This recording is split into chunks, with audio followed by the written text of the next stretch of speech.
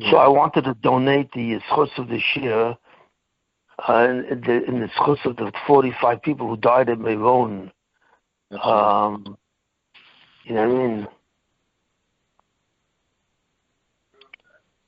We're just discussing how hard it is to fathom. How hard what? How hard it is to fathom what happened. It's, just the more you hear, it's just unbelievable. Well, the only thing I can say, the only thing I know, well, that's clearly what is it that Warren sent you or sent us that the Zohar says? Well, what happened with that thing? Yeah, that's false. That's false. Yeah, false. What do you mean? It doesn't say that in the Zohar? No, it was misinterpreted. No, clearly not. No. So once.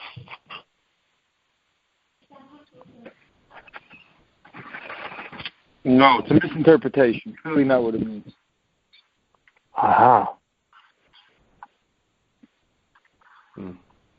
Well, the only thing I can say, I saw this week, I think it was this week or last week, there was a fight in the Panovich Yeshiva between two factions.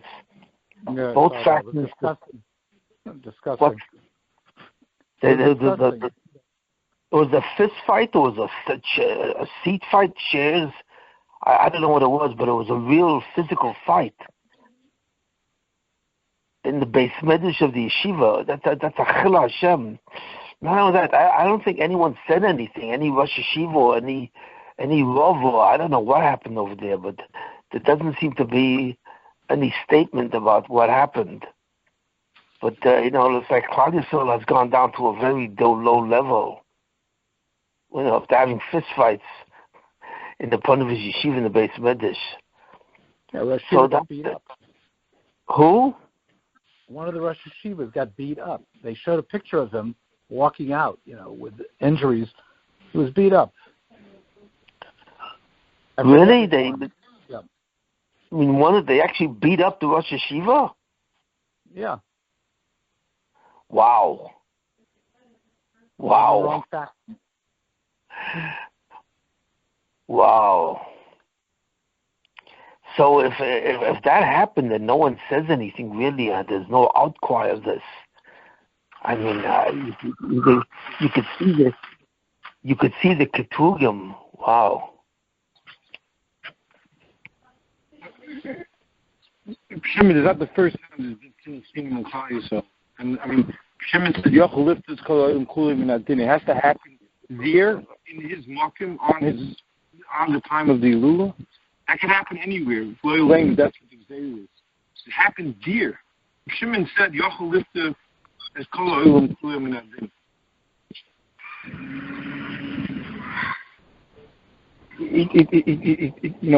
Something. It's eerie. I mean, there's been sin, unfortunately, terrible sin of Chinam and Klal Yisrael. Something like this has never happened. Yes, it's astonishing. It's on. I mean, the story of the Arizal. Shimon, you know the story of the Arizal? What's the story? The story is that one of his Talmidim came with the Ari to be a Meron on Lag BaOmer, and you said Nachim. His minhag was say Nachim all year, besides Shabbos, I guess. And he said Nachim on Lag BaOmer, and the Shimon Bar Yochai came to the Ari that night in a dream. That how do you let your Talmud do that to me? Over here in my Mokim, you say Nachim. There's no churban over here. Something along those lines. So I have no idea, Daki Hashem, but to make it about some action, where Shimon Bar Yochai is saying this is the Mokum of the Geula, we can't even say Nachim. On his Geula, there's something that's beyond comprehension. That's what it seemed like to me.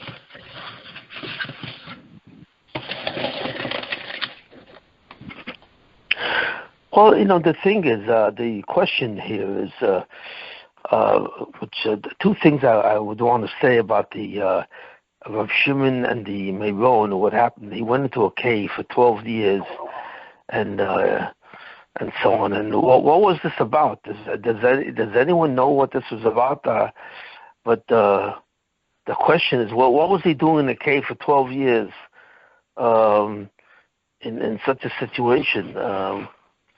And the truth is that what people don't really know, I don't understand why not, but people don't really know that Shimon went to the cave because, you see, what was going on was exactly the opposite of what people think. Because Kabbalah is divided into two areas. It's fundamentally, when you read the books on Kabbalah, the Zohar and so on and so forth, and the Tikkun Zohar, when you look at all this stuff, all of that is the Kabbalah, which is the way God, the reason why God created the world, how He conducts the world, the Anhogas, and so on, where is it leading to, and so on and so forth. All these thoughts are really called Kabbalah. Now, what is the Kabbalah? That's the real question. What is it? And the answer is the Kabbalah is the fundamental questions that all people ask of God. You know, who are you? Why did you create mankind? What is the purpose of it, and so on? And where are we going with all of this? What's the area? What's the subject of a sin and a mitzvah? What is this all doing for us? And why do all the things that happen in history happen to us? These are the areas in which Kabbalah really deals with, and so on. But the truth of the matter is, based on what I said last time in this year, Rabbi Akiva ben Yosef was the Mashiach. And as the Mashiach, he had 24,000 students who suddenly died. And what I said last week is the death of those 24,000 students was the death of the possibility of the Geula. That's why we commemorate the mourning period of the Geula. In other words, there was supposed to be, in the year 4000, God decided to bring down the 50th gate, which is the light of the Mashiach, and that was given to Rabbi Akiva. And then suddenly it was decided by God that it would never happen, and I will discuss this in a minute, why it would never happen. So Rabbi Akiva became a very strange anomaly. Fundamentally, Rabbi Akiva was a full-blown Mashiach because he was anointed with the 50th gate. It actually, Yechida actually came down to the world. It never came down before in that way. It came down to the world, and it was given to Rabbi Akiva to be able to decipher the 50th gate from within the Torah itself. The 50th gate, which is the ultimate wisdom of the Torah and the ultimate answers to all the questions that we have, was given in a series of concepts, in a series of stages. And the highest stage of all is the 50th gate, the 50th gate of wisdom. And there are 50 gates of wisdom, each one being higher than the other. And the messianic light, which is the light that makes the Mashiach capable of converting the whole world to the absolute knowledge of God, where God is suddenly an absolute certainty, is the 50th gate. It's a very deep light of absolute truth, and it's the beginning. That's the 50th gate. And Rabbi Akiva, who earned this 50th gate, therefore became the actual Mashiach. It's a spiritual force that comes out to the world that never came down to the world. Adam Rishon, the first man, was supposed to receive it, but he was not worthy because of the sin, and it never came down. When Moshe Rabbeinu, as I said last time, went up to the mountain, he was supposed to receive the 50th gate on Shavuos. When we celebrate the giving of the Torah, we're really celebrating the fact that the Messianic light was supposed to be given to the Jewish people, and that was supposed to start the Messianic period. But because of the worship of the golden calf, the Jews were not worthy of that. So God told Moshe Rabbeinu to go down from the mountain, meaning to go down from his messianic status, and he never became the Mashiach. Not in actuality. He was never a full-blown Mashiach. There are things that he did were unique, but he never received the 50th gate while he was alive, and so on. So when he saw the Jewish people, the Israelites, worshiping the golden calf, he took the tablets which contained the 50th gate, the beginnings of the 50th gate, and he threw it at Klal Yisroel, at the calf, and the tablets broke, and these were called the shiva luchos. In other words, the 50th gate did exist in the tablets that he brought down with him from the mountain. He was supposed to give back the tablets to God, and because the Jewish people were not worthy of that 50th gate, the Messianic light, and therefore he was supposed to give back the tablets of the Ten Commandments back to God, since they were no longer worthy of it. But instead, he took the tablets down with him from the mountain, from Mount Sinai, and then when it was down on the ground, he threw them in such a way that he broke them. So therefore, what we have is called the 50 shiva luchas, the pieces of the tablets, and that represents the 50th gate in the klipas. And that was a situation. But where is the 50th gate now? Well, the thing that Moses did accomplish was that he brought down the 50th gate, so that the Mashiach, who's the designate at the end, does not have to go up on the mountain to receive that, to see that light. Instead, that light is now contained within the second tablets that he received, which was on Yom Kippur. Moshe Rabbeinu went up to the mountain a second time on the Shivas B'Tammuz, and received again in the 40th day after that, which was Yom Kippur. He received the second tablets, which is what the Torah is, the one that we have, the 5 books of Moses that we actually possess. And these were the second tablets. And where is the first tablets, the 50th gate? That in some way is mysteriously contained within the Torah that we have. The Torah that we have contains the 50th gate also, but on a deeply hidden way. And there's no one that knows how to bring it out, except Rabbi Akiva ben Yosef, who understood how to derive the 50th gate from the current Torah that we possess. He knew the secret, and he was able to take it out. So therefore, Rabbi Akiva ben Yosef was an actual Mashiach who possessed the 50th gate of wisdom, and so on and so forth. He knew how to take it out, and so on. But the instant question is, how did he know the 50th gate? Well, he knew the concepts, the actual meaning of the 50th gate. In other words, when he knew it in the category of called a nimshal. He knew it as actual concepts and logic and chokhmah and wisdom that could actually be understood by anyone.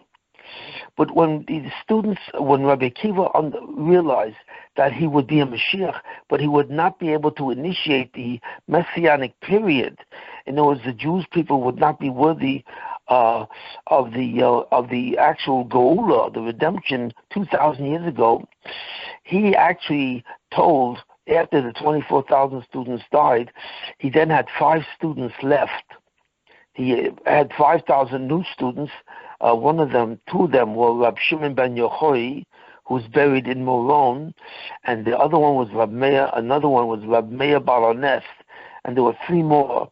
And these 5 students of his that appeared after the death of the 24,000 became his Yerusha, his inheritance, the Klal Yisroel. But he realized that the redemption itself would not happen. The Geula would not happen in his time. So what he told Rab Shimon ben Yochai, he told them to reveal who learned. Rab Shimon ben Yochai was one of his students, and probably one of his greatest students. It's hard to say who was greater, Rab Shimon or Rab Meir, but he was a very great student, and he was a student of Rabbi Akiva as regards the Kabbalah. And what is the Kabbalah? The Kabbalah is the deepest wisdom in the Torah. It's on the level of Sod, mystery, which is contained in the word Pardes. The samach of the word Pardes refers to the concept of Sod, which it means a mystery. And therefore, Rabbi Akiva told him that he cannot bring this wisdom to Klal Yisrael because they weren't worthy of it, and so on. And so therefore, what he's going to do, he wanted Rab Shimon to hide this wisdom, the 50th gate, in the Torah itself. And the way Rab Shimon hid it was the fact that Rab Shimon wrote the concepts as a mashal, as a metaphor, and as a symbol. So the whole Kabbalah was written as symbols and metaphors. No one really truly understands what these symbols are. There were some specific individuals that have some idea what that was. There was the Ari of Chaim Vital. There was, I think, the Gra, the Ramchal. But it's a serious question of to what extent they captured the idea of the Nimshal. So therefore the Kabbalah, which is the ultimate wisdom, which refers to the wisdom of the 50th gate, was converted into metaphors and symbols so that it can no longer be truly understood by most people. And when he wrote the Zohar, Reb Shimon, when he wrote the Zohar, which is kind of a textbook, it was a commentary on the Torah, and it's kind of a textbook in Kabbalah, it was written in such a way which is very difficult to understand because it's written as a mashal, as a metaphor, and a symbol. It's not written clearly so that it can be understood. And this fulfilled the request of Rabbi Akiva, who knew the whole Kabbalah as a nimshal. He knew the Kabbalah in terms of its actual literal meaning. He can explain the whole thing actually. And it was a light that was never revealed to the world. But Rabbi Akiva ben Yosef, who saw that he would be Mashiach, but he would not be able to bring a geula, a redemption, he told Rab Shimon to conceal the Kabbalah, or the 50th gate, by putting it into metaphors, symbols, and so on and so on. And that's what Rab Shimon did. So when the Jewish people go to Meron to celebrate the Yortzeit of Rab Shimon ben Yochai, to commemorate that, they think that Rab Shimon revealed the Kabbalah. But the truth is, Rab Shimon did not reveal the Kabbalah, and without which he revealed only as a mysterious chokhmah. He revealed it in metaphors and symbols, and he did not reveal the actual nimshal and the actual meaning of the Kabbalah, and so on and so forth. So this is the critical thing. Now, the interesting thing about Rab Shimon, what it took, this thing, again, most people do not know it. I've never really seen this written anywhere before, but God said to Rab Shimon that you will be the caretaker of the Kabbalah for the rest of human history for the next 2,000 years. But you have to conceal it by engaging it in metaphors and symbols. You see it. And in order to do that, you have to go into a cave, and you have to, which was considered like a gullus. So the truth is, Rab Shimon really went into the cave with his son, Rabbi Eliezer, and what they did was they took off their clothes and they buried themselves in the sand, so they would not be naked, because the clothes could deteriorate after so many years in the cave. And they learned in the cave with Eliyahu Navi, who taught them fundamentally different concepts of Kabbalah and maybe the pieces of the 50th gate. But the thing was, the cave really constituted a golus. I mean, what kind of thing was this? That Rab Shimon and his son had to go into a cave for 12 years, and to go into such a situation and hide themselves from the Romans who wanted to kill them. So the truth is, what actually happened, that God said to him, you have to go into a cave and you have to go into 3 exiles. Rab Shimon going into the cave for 12 years actually was a state of exile. And what was that exile? That exile was 3 different exiles, each one deeper than the other. And what were those 3 exiles? The first exile is Rab Shimon had to leave his family, his wife and so on and so forth, and all the other people of his family and so on. He had to leave his family for 12 years, and he never saw them for 12 years. That was the first exile. He was exiled from his mishpacha, from his family. The second exile, because he went to a cave and buried himself in the sand, is that he had to leave his community, because Reb Shimon was part of a community of sages, which were called the Tanoim. These were the sages that wrote the Mishnah and so on and so forth, the Medrash, and these were fundamentally Tanoim. And he had to leave that whole community and hide in a cave. The cave is in Bekian, which is in Israel, and he had to hide in the cave. And this was the second level of exile. Not only was he exiled from his family, he was also exiled from his community. He had nothing to do with the Jewish people. He was not part of a Jewish people. He was hiding in a cave for 12 years. And finally, he went into a third exile. And that third exile was he had to leave the exile. He was exiled from life itself. What do I mean? Because he buried himself in the sand, and he ate from a fig tree and so on and so forth. He buried his body into an exiled status. So he did not live a normal life. He lived a complete abnormal life. You know what I mean? He wasn't even allowed to live in any comfortable way. It probably was extremely uncomfortable. He was in a cave. He was buried in the sand with his son, and he was learning most of the time either alone or with Eliyahu Novi. And then, so therefore, from that point on, he was able to convert the Kabbalah into a mashal, into a metaphor. So he had 3 different exiles, 1 from his family, 2 from his community, and 3 from his own body. And God forced him to go on these 3 deep levels of exile, so that he can take the Kabbalah and put it into exile itself. Because the 50th gate, which is the basis of Kabbalah, itself went into exile. Because when you take concepts and you make them unintelligible, because they are now given in the form of metaphors and symbols, and no one can really understand it, well, that's a form of exile of the Kabbalah. And we will speak about this later, you see.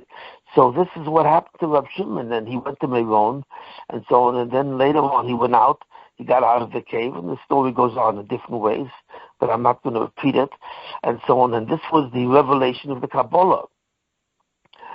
It was revealed in terms of a way which is not understandable to most people, and so on. Now, I'm going to continue from this, the whole thing. So why did Rabbi Akiva tell Rabbi Shimon that he would have to do this, that he would have to transform the Kabbalah in terms of this way? Because Rabbi Akiva saw that he would not be able to impart the 50th gate with a clear understanding, the nimshal, at that time, because he would not be Zohar to bring the redemption to Klal Yisroel, and so on. In other words, the question is, what happened? Last time I spoke on this, I gave a lecture about Rabbi Akiva ben Yosef and his students and so on, and the fact that they all died because they weren't worthy to bring the Geula. Now, I don't know if did I say last time about the fact that the students, what Rabbi Akiva was trying to do with his students? He was trying to tell them that they still can do it. Did I explain that last time? Yeah, very clearly, very nicely. And as I explained why the 24,000 students were really the lieutenants of the Mashiach. Right. They couldn't get to Kamoichan. Oh, I did it. Okay. I didn't realize that I explained it, and so good. Okay, and so now today I'm going to speak about now it's going to be the real answer to the question that I asked. What happened after the death of Rabbi Akiva?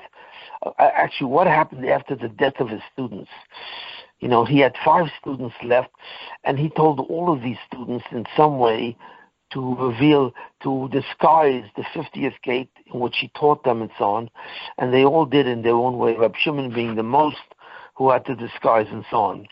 But the question remains really, what was the reason that the Jewish people was not worthy of the Geula? I mean, what happened over there? I mean, the fact is that in the year 4000, God brought down the 50th gate. So God did consider the Jews worthy of a redemption of some sort, because the 50th gate, which is the ultimate messianic light, did come down to the world. So therefore, God had the intention that the Jewish people should participate in what would be called the redemption. In other words, the redemption was supposed to happen 2,000 years ago with Rabbi Akiva ben Yosef. That was the intention of God. So God decided that the 50th gate would descend on the earth and it would be available, but it would not bring a redemption. The Jewish people would not be redeemed. So the question is, why weren't they redeemed? What happened, and what did they do that they suddenly canceled out the redemption itself? and then what happened after that as a result. And we're living in the next 2,000 years. What happened after Rabbi Akiva and his students died, and there was no redemption anymore? So this was the next 2,000 years. So what are these 2,000 years? What happened after that? And that's what I want to speak about now in this lecture, to explain what happened in the following years, 2,000 years until the year 6,000, where the redemption did not occur. And this is a very deep thing, and it explains, it's the beginning of the explanation of why, which I originally asked. What was the original question that I asked, and so on? The original question that I asked, which I have not yet truly answered yet, was the Jewish people are considered a people who are guaranteed that they will be Zohar to Eretz Yisroel and to Olam Haba. This was a fact. For the first 2,000 years, the Zulosoi, the recipient of Olam Haba, was not worthy of a guarantee. In other words, they could earn Olam Haba, but they could also lose it by sinning. If they didn't keep the 7 mitzvahs of Bnei Noach, and so on and so forth, then it's possible for them to lose the ability to go to Olam Haba. They didn't actually lose the ability, because God brought a flood on the world and killed them all with the messianic light. And I think I spoke about that originally, what happened with the Jews at that time, and so on. But when God made a covenant with Abraham, he said to Abraham that I'm going to make a new Zulasai. You will be different than all the people that were before you. Even though all the people that were before you are considered Jews, because a Jew is somebody who, when he keeps the commandments of God, whether they're 1 commandment or the 7 commandments, so on, has the ability to construct Olam Haba. In other words, Olam Haba, which is the future world, which lasts for eternity, it's beyond time and space, and it lasts for eternity in that way, can be constructed by observing certain commandments. And originally, the 7 commandments of Noah were the commandments that God gave to mankind to be able to observe, and the problem of Nam Sufa, that problem, that fundamental problem which he possessed, and then earn the possibility of Olam Haba. Now, what was Olam Haba? Really, where is it? The future world, where is this world, and so on? Is this a world that we're going to go to in heaven? No, it's not. This actually is a physical world, and it's a spiritual world. This Olam Haba is really with us on the planet Earth, and so on and so forth. Except at that time, we would not be under the dominion of time and space. In other words, it was the transformation of the physical universe itself, so that it no longer exists the way it exists now. In other words, time would disappear. There would be no past, present, or future, because there was no necessity to earn it by changing your existence. Space would disappear, because there would be no real the distinction between one person and another. All people of the world at that time would be seen clearly as a part of an organism. So Olam Haba is our world, the physical world transformed into a different world that suddenly excludes the concept of time and space, and so on, and goes on for eternity. And in that world, we will have a position of extreme ecstasy, and so on. And that's what Olam Haba. So therefore, Olam Haba is our world here. It's not like we're going to go into a different world in a different place, but we will still be inhabiting this world. But this world, the physics of this world, will completely disappear as we know it. No time, no space, no real substance, and so on. And I'm going to speak about that in the future, and so what Olam Haba is. But fundamentally, that was Olam Haba. And when God made a covenant with Abraham, he said to him, from now on, I'm going to choose your descendants, and they will be Jews also. But your descendants will be different than all the Jews before, because every human being who, by observing commandments, can create Olam Haba, could transform existence so it becomes Olam Haba, that person is considered a Jew. And all of mankind had that possibility. There was no such thing as a non-Jew. every person in the world at that time was considered Jewish. You see it. So what God said to Abraham, all your children will be Jewish, and they will be guaranteed Jewish. And we see this in the statement of the Talmud. What the Talmud says, Yisroel afa b'shechata, the Jews, it means your descendants, even though they sin, Yisroel, they will still remain Jews. In other words, your children, they will be guaranteed to bring Olam Haba one way or another. They will bring Olam Haba if they sin through exile and through punishments. But in any case, they will not be annihilated. They will be able to bring Olam Haba as a guarantee. So the difference between us and all the Jews that were before us, the generation of the flood and the generation of the Tower of Babel, they were all Jews too, but they were not guaranteed. In other words, if they did sins, they would lose the possibility of earning Olam Haba. But the descendants of Abraham would become guaranteed Jews and so on and so forth. How did he guarantee it? By giving them 630 commandments. And how does that guarantee? If the Jews before that could not bring the future world in 7 commandments, how did God expect them to bring the future world in 630 commandments? That's impossible. But the truth is, if you really look at the 630 commandments, the Tayyat mitzvahs, you will see an astonishing fact. Because the 7 commandments of Noah only contain the mitzvahs that you perform. You're not supposed to steal, you're not supposed to commit adultery, you're supposed to believe in God. These were all mitzvahs where they demanded a certain performance of the people themselves. But the 630 commandments contain far more than performance mitzvahs. They considered mitzvahs which were rehabilitative. In other words, God gave the Jews, from the descendants of Abraham, a way to rehabilitate themselves through certain mitzvahs that would guarantee their rehabilitation and guarantee a state of spiritual health. What were these mitzvahs? Well, these mitzvahs were like the Beis HaMikdash. The Beis HaMikdash, the fundamental power of the Beis HaMikdash, would represent 2 concepts. The Beis HaMikdash, the temple of the Jews, represented 2 basic concepts. The first concept, that it was a place where God inhabited, his Shekhinah, which is a spiritual image of God inhabited, was located in the physical universe, and the physical posture of the Shekhinah was represented by the Shekhinah as it descended on the temple itself. That when you went to the temple, you can sense the existence and the presence of the Shekhinah itself, which is actually the presence of God in the physical universe and in the universe itself, and also the spiritual universe. But it would have a physical connotation in the sense that its presence was on the Beis HaMikdash.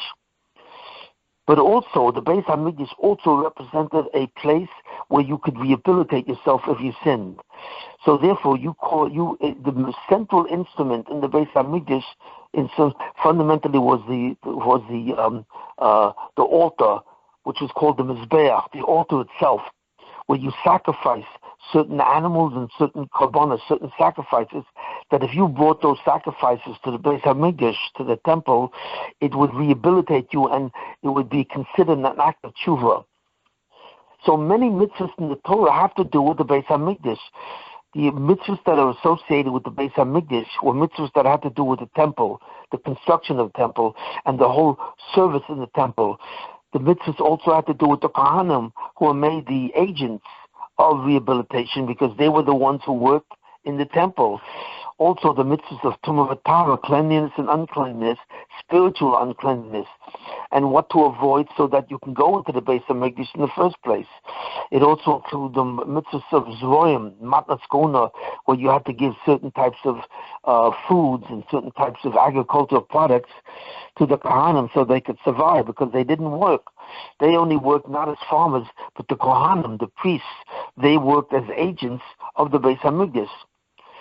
And therefore you see that the Seder, the order of Taurus in the Gemara, the order of Kodshim, and the order of Zroim was really mostly spoke about the area of the halachas that these 3 Sidorim spoke about was the area of rehabilitation.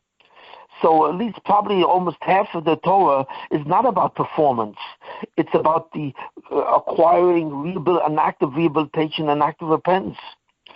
So that's what God was saying to Abraham. I'm going to reveal to you 630 commandments, which will be performance mitzvahs, things that you have to do to earn the future world, but also rehabilitative commandments that will allow you to be guaranteed. It will allow you to rehabilitate, to do tshuva, to repent if you do sins, and you will be guaranteed that that repentance will be effective because it will be in the form of commandments. Even though from Adam Rishon he could have done tshuva, he could have repented. Repentance is always available for people who wanted to rehabilitate themselves and spiritually, but it was never a commandment as such. But suddenly with the 630 commandments, though the category of rehabilitative mitzvahs became an actual commandment, which is an instrument, a device, which can actually force rehabilitation to occur.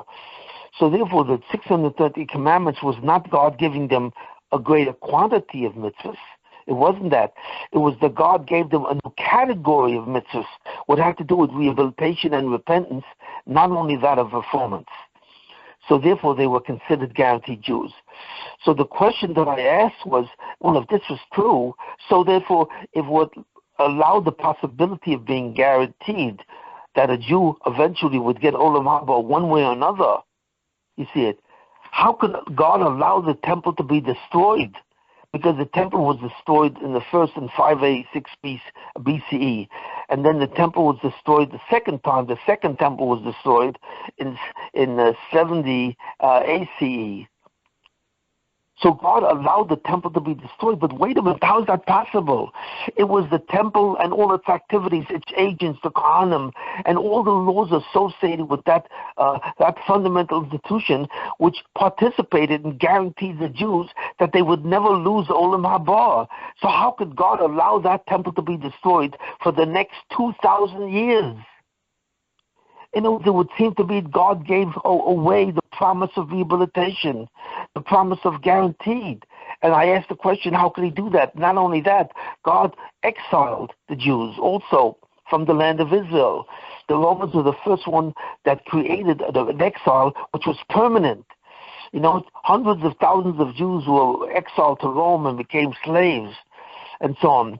And the exile started from that period, which became permanent.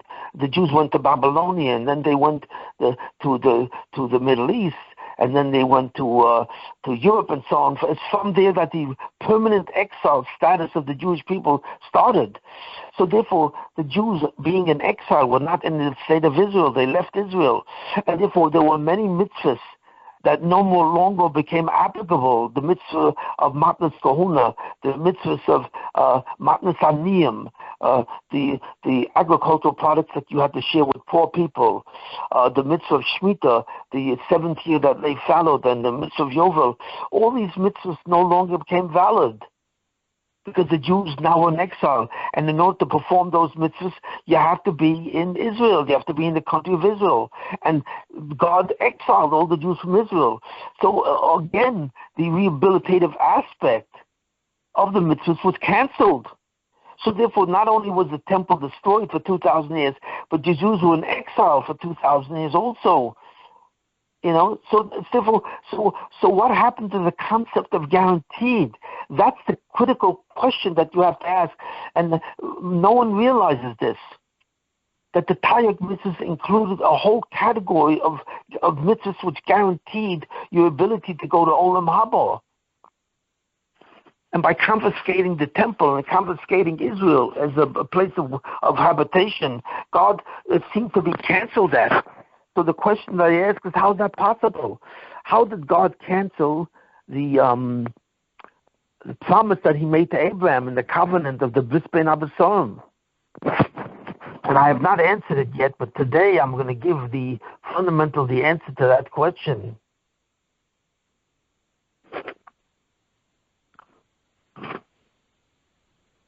So as I said, what happened? So this is the concept and so on and so forth of basically what happened. As I said before, and I think I said this last time, there's a fundamental condition that the Jews received when they were told that they from now on would become agents of God to spread the concept of monotheism. since the world was preoccupied with idol worship, where the world believed in the multiplicity of divine beings, there was not one God who ruled everything and was everything, but there were many gods. And these gods corresponded fundamentally to the zodiac, the signs of the zodiac, and to the planetary bodies in the solar system. In other words, the people at that time worshipped, and you have to understand what idol worship is. Idol worship is that people believed that there were many gods, not one. And these fundamental gods were all characterized by the planets, by the 7 planets that were known at that time, and by the sun and the moon. So in other words, if you took the planets, the first of the planets, there was the sun and there was the moon, and then the 5 planets, there was Mercury, there was Venus, there was Mars, there was Jupiter, and there was Saturn. And these, of course, are 5 planets that we exclude the planet Earth, which was not part of idol worship for a certain reason. I'll explain that later. But idol worship was the worship of these planets and the sun and the moon. And the people of the world knew something which we no longer know. Because it says in the Kabbalah, a very deep thing, that when God wants to bring down spiritual energy to the world, how does he do that? How does spiritual energy come down to the physical universe? And the answer is, it comes through the planets and the sun and the moon, through these 7 planetary bodies. How does it come down? In a certain way. We don't understand exactly how, and I really can't explain that. The spiritual energy is mediated by these 7 bodies. They're called astrological bodies. And in some way, these 7 bodies indicate the nature of the energy that comes down, and the interaction between these planets and their positions in heaven indicates the interaction of all the 7 of these 7 different planets, and so on. In other words, there are the spiritual energies that govern the universe are 10 spiritual energies, which are called in Kabbalah the spheros. These are 10, or actually more like 7. There are 7 spiritual forces, each one different than each other, that all represent the concept of chesed, loving kindness, din, which has to do with conditional existence, and mercy. So these 3 fundamental hanhogas, or dominant principles of the universe, are distributed among 7 energies. And these 7 energies are what descends to the physical universe, and they conduct, or they supervise, all the events of human history and all the events of the universe. But they also determine the events that happen in human history itself. Now, the ancients, the people who were ancients, knew about this concept, that the spiritual forces come down through the planets. And this is actually the study of astrology. In other words, there's an actual basis in the study of astrology that conforms with the Kabbalah and Jewish understanding. And that if you could figure out the positions of the stars, you can figure out the positions of the planets and the positions relative to each other, you can actually determine certain things that will happen. You can determine the nature of the person, his personality that he will be born with, because on the moment of his birth, if you look in the heavens and you see the configuration of these planets, how they interact with each other and their positions relative to each other, if they're close to each other, if they're far away from each other, if they're at different angles, 90 degrees, 180 degrees, they're in opposition or they're inconsistent. There's a certain study that you can do, which is called astrology, or what's called Kabbalistic astrology, where if you determine the positions of these planets relative to each other, you can actually determine the actual configuration and actual nature of the spiritual energy that comes down to the world and controls human history. Right, it is. And the ancient peoples knew this. And that's why they worship the stars. They worship the stars in a certain way. because even though they knew that the spiritual forces came through the planets in a certain way, and that you could read the characteristics of these spiritual forces as they come to the world from the knowledge of the position of the planets, you can also worship these stars. In other words, they believed that these stars themselves were like gods. The planets themselves, because they were the conduits of spiritual forces that came down to the world and determined the course of all human events, that these planets were like gods. They had the power of God. Because they, in a sense, they believed that even though God created them, they did believe in God and they believed that He created them, God, in essence, separated from them, and therefore the energies of these spiritual forces were independently developed in these planets. So therefore, they developed a worship of these planets. In other words, astrology is the knowledge of what the energy is that comes down through the planets. By studying the positions of planets with each other, the 7 planets with each other, and so on and so forth, you can determine what's going to actually determine what's going to happen, what kind of force will come down to the world. That's called astrology. But then, if you can in some way control the energy by making it come a certain way so that you can actually control what happens in a certain planet. For example, if you wanted to go to war and you wanted to know if you would win, so therefore you can in a certain sense determine the possibility of winning. How? Because Mars is a planet that has to do with conflict and war. So if you can in some way control the spiritual force that comes down through the planet Mars, then you can actually determine that you will win the war. And what is that called? That's called idol worship. In other words, there was no such thing as people bow down to stone objects or different figures and so on and so forth. They were not stupid, these people. These people were aware of the connection of the planets to the spiritual forces that control the world. And they were also aware of how to control these spiritual forces by controlling in a certain way or by worshiping these planets. And fundamentally, the planets themselves are really different signs in the zodiac also. So in this entire study of astrology, they were able to use this chokhmah of astrology, the wisdom of astrology, by worshiping the stars and controlling these forces. And that's exactly what idol worship was. They would worship these stars by sacrificing a certain animal to the stars as these stars became prominent in heaven. So when suddenly Mars became visible, these were 7 visible planets that you can see. And as these stars became visible at different times of the year or different times of the day, they were then able to sacrifice a certain animal to the light of that star. They connected the light that came from that star as it came down to the world, and they sacrificed an animal to that light. And therefore, they were able to sacrifice these animals to, in a certain sense, to this light. And this was the worship of the planet itself, and in some way they can control that. So, in other words, they had information that we don't have anymore.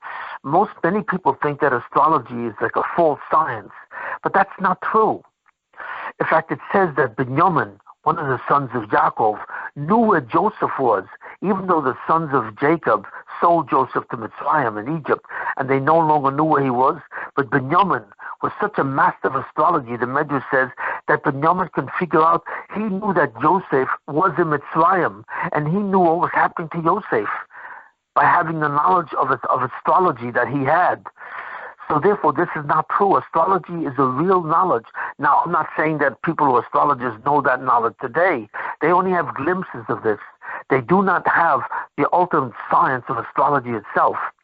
But the ancients, the Babylonians, the Sumerians, and so on, and even the Romans and so on, if you look at all religions which worshipped in certain ways which are considered like idolaters, like Hinduism, Hinduism is really the worship of the planets. It is, because the main gods of Hinduism, which is Shiva, Brahma, and Vishnu, they correspond to astrological subjects. The Egyptians worship different gods, but the gods that they worship were all astrological. They were all astronomical. behind all idol worship was the worship of the planets and the worship of the stars.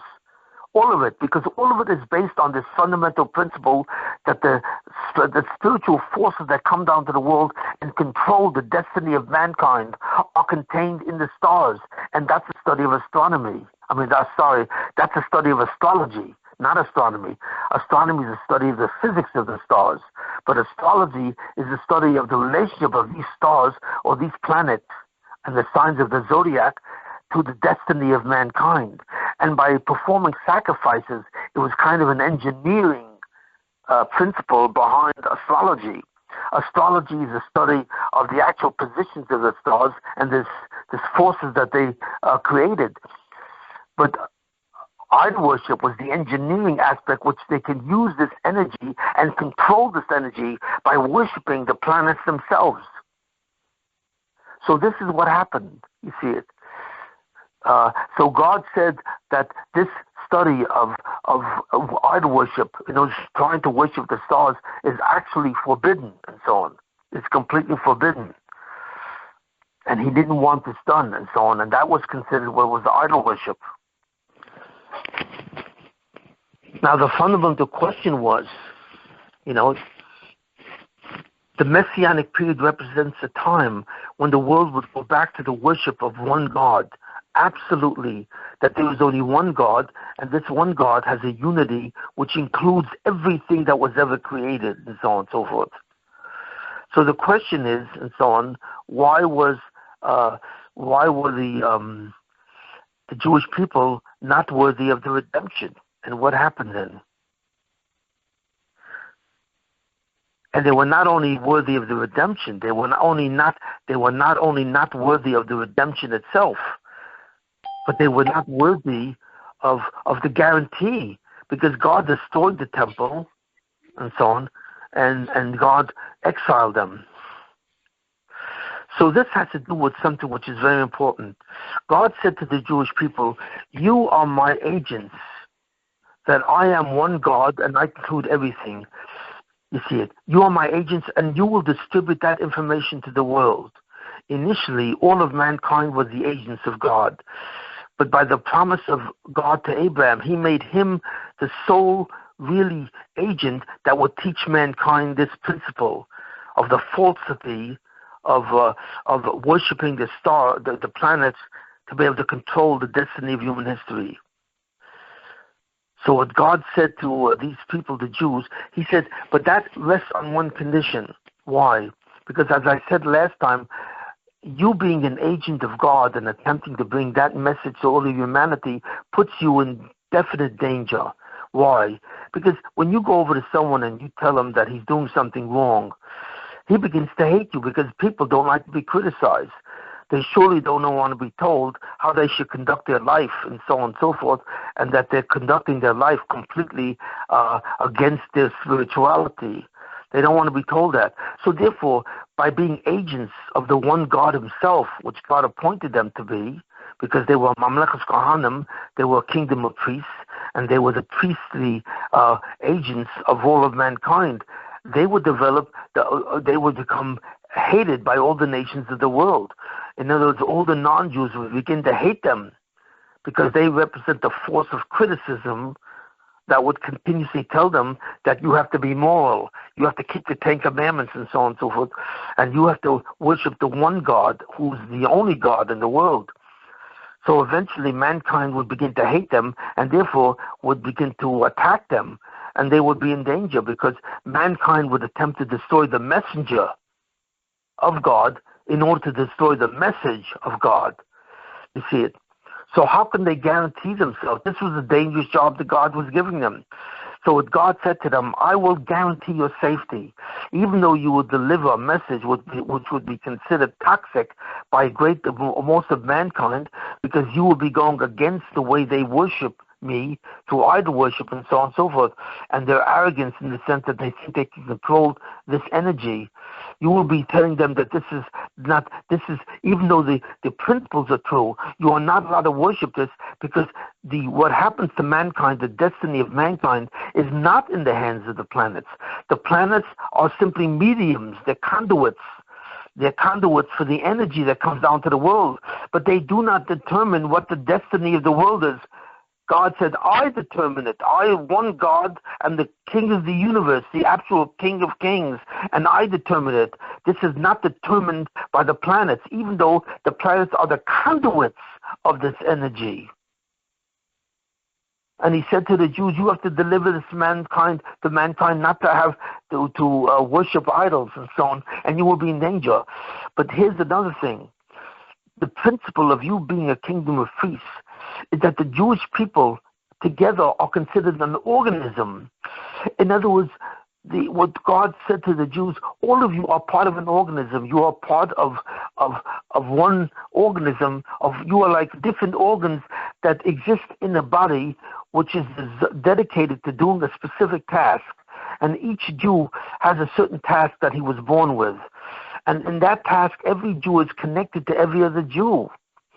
So therefore, the Jewish people is not simply a club where the membership is given to Jews, but it's really the Jewish people are an organism where they are all connected to each other in performing the one single task that they were designed to do, and that's to bring the knowledge of God to the world. So God said to the Jewish people, and therefore, since you are an organism, you have to love each other. That's the fundamental message. You have to love every Jew as if he was yourself. Why? Because he is yourself. Every Jew is like you. Technically speaking, there's no such thing as a stranger among Jews. Every Jew technically knows every other Jew automatically. There's no concept of a stranger. Why? Because since you are all part of the same organism, you all know each other like the cells of a body. The body is an organism with the different organs, the liver, the heart, the brain, the kidneys, and so on, are organs in the body, but all of them function together to keep the person alive. Every cell in your body knows every other cell intimately. Even though your heart cells will never meet your liver cells because they are on different points in the body, yet they all know each other. How do I know that? I know that because if you put in a liver into a body that needs a new liver and you give the person a liver that belongs to another person, your body will reject it. The body rejects a liver that comes from another person. And what doctors have to give that person is some kind of a medicine which will cancel the rejection for the rest of his life. Because your body says, I want my liver. I don't want a liver. Even though I may need a liver because maybe my liver now has tumors in it and therefore I need a new liver. But I don't want the liver of another person. I want you to fix my liver. Your body will not accept an organ from another person. That's the nature of an organism. It only accepts what it knows to be part of itself. And it's the same thing with the Jewish people. They are an organism. And they all belong with each other. And this is what God said to them. As long as you love each other and you respect each other, you see it. What's called Avas Chinam, where you love each other for no real reason other than the fact that you are all working for the same purpose. You are all a kingdom of priests which I have assigned to represent me. And if you realize that you are an organism in that process, I will protect you. As long as there exists among you love and respect between each other, I will protect you. And no nation in the world would have a single ability to be your enemy. There will be no such thing as anti-Semitism. I will protect you completely. And this was a very important condition, because the safety of the Jews depends not on the mitzvahs that they perform between man and God, but it depends on the mitzvahs between man and man. As long as the Jews love and respect each other as an organism, they will never be harmed. You will never have a Holocaust or a pogrom or any kind of danger at all. God will protect them and so on, because these are the people of God who become agents for God in representing Him. But at the moment that that's lost, when the Jewish people do not become this, when the Jewish people suddenly begin to be angry at each other, or they begin to talk about each other, slander, lashon hara, and so on, and they have sinas chinam, they begin to be jealous of each other, and they become confrontational. When conflict or any kind of negative activity begins to be a part of the Jewish people, if they begin to hate each other, where they begin to literally have an anger to each other, and they hate each other, and they look down on each other, they begin arrogant to each other, they consider each one of them superior and the other one inferior. When a Jew thinks of himself as superior to another Jew, then he's in trouble. That includes, let's say, anyone who is more religious than another Jew. If along with the religiosity that the Jew has, when he begins to think a certain arrogance, I'm better than this Jew, this Jew is inferior to me, then he doesn't think, well, I love this Jew and I have to help him get up there. I have to help him obtain spirituality. But he begins to hate this other Jew and sees himself and this other Jew with arrogance, that he's superiority. God then says, you are fragmenting the organism. And this is the danger. That's why God says that there has to be an achdus, a unity of the Jews. Why is God so considers this as a chief mitzvah? Because he says, when you people are no longer an organism and you have hatred amongst each other and you are jealous of each other, or you confront each other, or you speak lashon each other, or you have sinas chinim with each other, you hate each other for no reason at all, then suddenly you fragment the organism of what you are. And suddenly my canopy where I save you from any enemies that you have will be gone. And you will be subject to the enemies of your anti-Semites. In other words, not only will you not be successful as my agent, but you will not even be safe. So what happened? What happened? At the time of Rabbi Akiva, there was supposed to be the Messianic period. How do we know? Because the 50th gate descended into the world and it became available to the Jewish people. It became available through the Mashiach, Rabbi Akiva. And with his 24,000 students, they were supposed to teach the 50th gate to all the Jews and initiate the Messianic period. But what happened? What happened? God saw that the Jewish people had tremendous sinas chinam. And I'm going to tell you exactly how he saw this. How he knew and so on, in what way he knew this. And therefore God said, well, wait a minute, I cannot bring the Messianic period. I cannot bring the Messianic period when the Jews are not an organism anymore. Because the Jewish people have ceased to be a true organism by the time of Rabbi Akiva. So even though the Jews are worthy of the Messianic period, in other words, why? Because the period of the Torah was only supposed to last 2,000 years.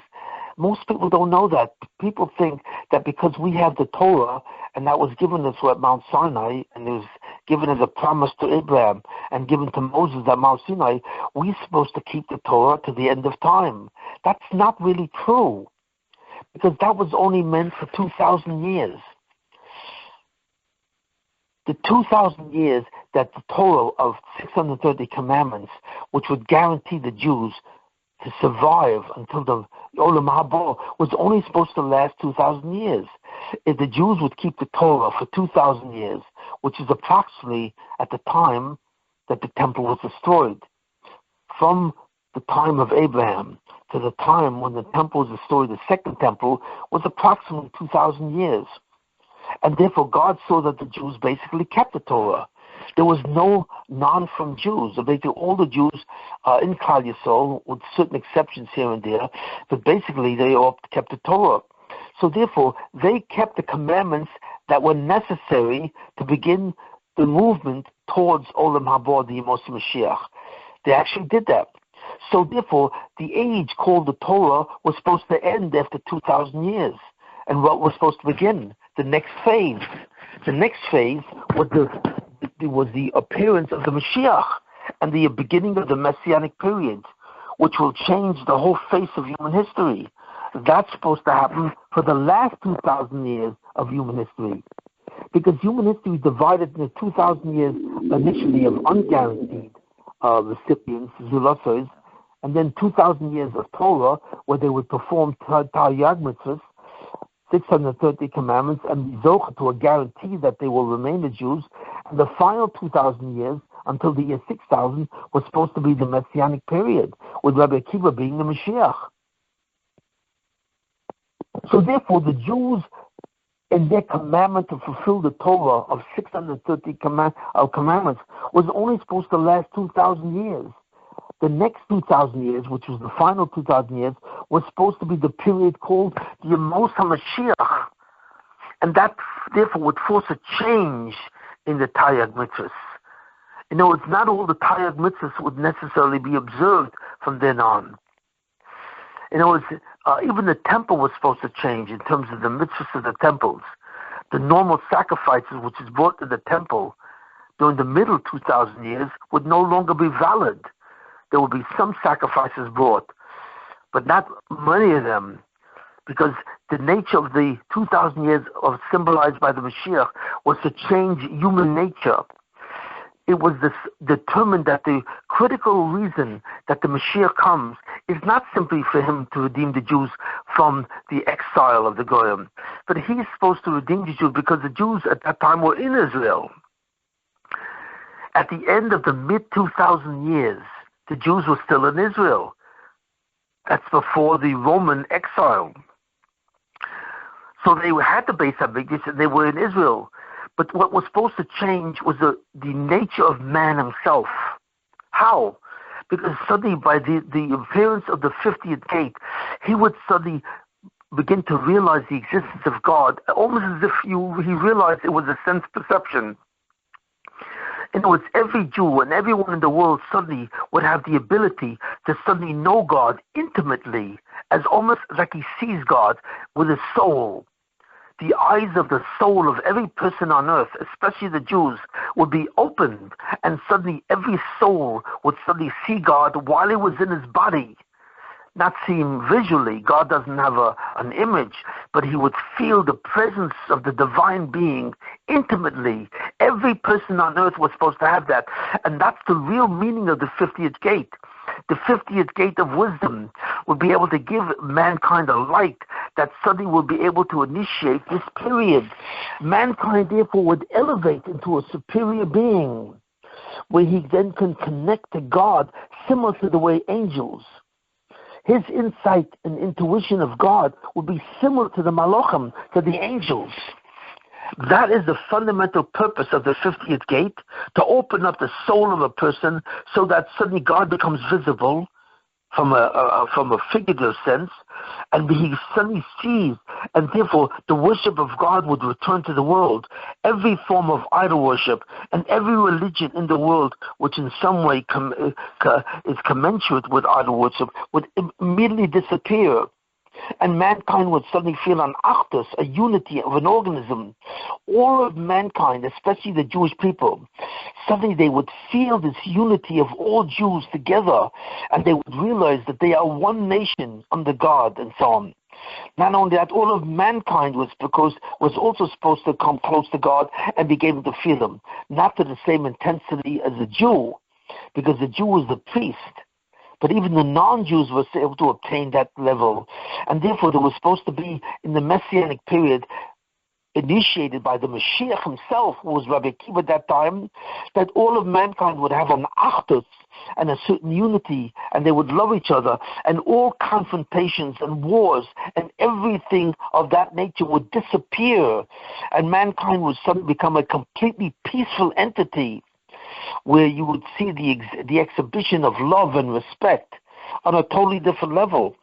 So therefore, the Messianic period was really a period which would initiate the elevation of the personality and the nature of mankind. It would completely change. And I would have to explain this a little further on. But it represented the transformation of human nature, the transformation of the human personality, to suddenly relate to each other like people who are brothers.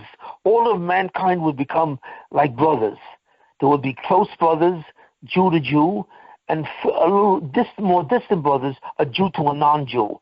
But all of mankind was supposed to become brothers. All of mankind was supposed to be redeemed, because the redemption of the Jews symbolizes the redemption of all of mankind. So this is what was supposed to have happened. So what happened that it didn't happen? God suddenly saw that the Jewish people were no longer brothers. And God saw this from a certain story that the Gemara mentions. And the Gemara mentioned the story, and we have to understand the story. There's a Gemara in Gittin. The Gemara says very simply, it says, because of Kamsa and Bar Kamsa, the temple was destroyed. That's right. Why was the temple destroyed by the Romans? Because of a story that had to do with Kamsa and Bar Kamsa. And I will have to say the story quickly so that you understand what happened. There was a certain individual whose name is not really mentioned, and he had a friend who was called Kamsa, and he had an enemy, Bar Kamsa. Either way, he had a friend that was, one of his friends was called Kamsa, and one of his enemies was called Bar Kamsa. And his daughter's about to get married. So he made a wedding, and he was a wealthy man, and he invited all the rabbinical sages at that time, many people, rabbis and so on at that time, and they came to the wedding. So this wedding probably had hundreds and hundreds of people. But by accident, the person who was supposed to give the invitation to his friend, let's say his friend was Kamsa, instead gave it by accident to Bar Kamsa, his enemy. So what happened was his friend Kamsa didn't arrive, but his friend Bar Kamsa, who was his enemy, arrived at that wedding from his daughter. So what happened then? The man who made the wedding suddenly goes along the guests of the wedding, and he suddenly sees Bar Kamsa, his enemy. And he said to him, "What are you doing at my wedding? I didn't invite you." So he said that there must be some mistake, because I was also invited. I received an invitation from you to come to your wedding, and that's why I'm here. And you're telling me that this was a mistake, because that this invitation should have been extended to your friend Kamsa, whoever it was, and so on. And instead it came to me, because my name is also Kamsa, but my name is Bar Kamsa. So he said to him, "Look, okay, there was a mistake made, and I agree with you that I should not have come. Yes. You and I are not friends. But look, if I leave and with this ruckus, everybody will know that I left because I am your enemy and I'm embarrassed. Please don't embarrass me by forcing me to go out. And so as you don't embarrass me," he said to him, "I will pay for my own food. In other words, the amount of money that you pay to have all the guests, I will pay that instead, okay? I will pay for my food." So the man who made the wedding said, "No, I don't accept that. I want you to get out, and I don't care that you'll be embarrassed by the fact that you have to get out." So he said, "Wait a minute. Look, I'll do better than that. I will pay for half the wedding." That's right. Even though your wedding probably costs thousands of zuzim or thousands of dollars, whichever currency you want to use, I will pay for half the wedding if you let me sit here and just eat silently, and at the end of the wedding I will leave, but I don't want to be embarrassed. So the man who made the wedding said, "No, I don't accept that offer. I want you to get out, even though you're willing to pay for half the wedding." And that's obviously thousands of dollars. So the man said, "No." So he said, "I want you out." So then he finally said, "Look, I will pay for your whole wedding." That's right. I don't know what the wedding cost at that time, but I'm going to pay for the whole wedding. Just don't throw me out and embarrass me in front of all these people and in front of all these rabbis. So the man who made the wedding said, "No, I don't accept that. I don't accept that. I want you to get out of the wedding." So he was forced to leave the wedding, and he was very, very embarrassed in front of all these people and these rabbis and so on and so forth. And what did this man do? This man said, "I see that this man hates me to such an extent that even though I was willing to pay for the whole wedding, he still wanted to throw me out." And I was embarrassed. And not only all the rabbis that were sitting there, didn't even protect me. They didn't even say, "Look, give in to the man. He's willing to pay for his own meal or for other people's meals. Let him stay." No rabbi defended me. No rabbi protected me. And it says, all these rabbis were obligated to at least protect me from total embarrassment, because it says, "He who embarrasses his friend in public is considered like he killed him." So fundamentally, what this person did, who was making the wedding, he killed me because he shamed me to such an extent that it's very hard for me to continue to consider myself as to go on living. I mean, and so on and so forth. So therefore, this man shamed me, and no rabbi defended me at all. So therefore, I hate them all. I hate the rabbis, and I hate the people, and so on and so forth. So I'm going to get my revenge. So what did he do? He went to the Roman governor, at that time, and he said to him, the Jews are planning to rebel against you. So the Roman governor said to him, how do you know? So he says, you can determine this for yourself. Bar Kamsa said, how? You can determine this by yourself, because give them a sacrifice that you say you want a sacrifice in the temple. Because at that time, Goyim could bring certain sacrifices that were sacrificed on their behalf.